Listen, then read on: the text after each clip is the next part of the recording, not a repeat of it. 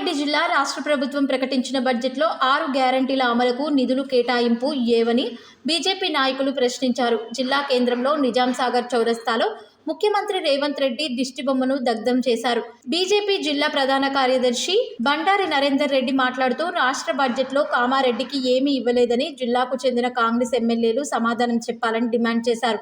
బడ్జెట్లో అన్ని వర్గాలకు న్యాయం జరగలేదని పార్టీ జిల్లా ఉపాధ్యక్షుడు విపులైన్ అన్నారు.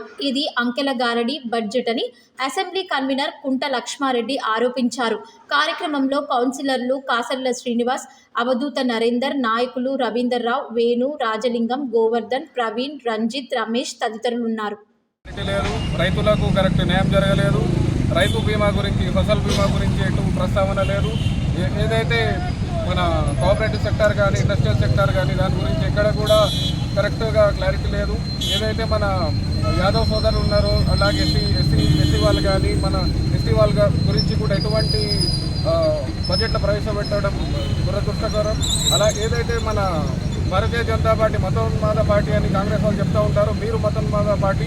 ఏదైతే తబ్లీగీ జమాత్కు మీరు 2 లక్షల కోట్లు ఎలాగైతే మీరు ప్రవేశపెట్టారో, మళ్ళీ రంజాన్కి అలాగే వేరే పండుగలకు మీరు ఇస్తున్నారు. అలాగే హిందూ పండుగల గురించి మీరు ఎక్కడ కూడా మాట్లాడడం లేదు.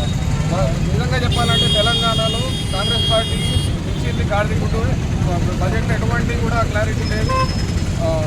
రైతులకు కానీ ఏ సెక్టార్లో కూడా హౌసింగ్ సెక్టార్ గురించి కూడా ఎక్కడ మాట్లాడడం లేదు. ఇళ్ళ నిర్మాణం, ఇల్లు నిర్మాణం, అలాగే వేరే ఏది కూడా ఇండస్ట్రియల్ కానీ దేని గురించి కూడా క్లారిటీ లేదు. ఇది చాలా సింపుల్.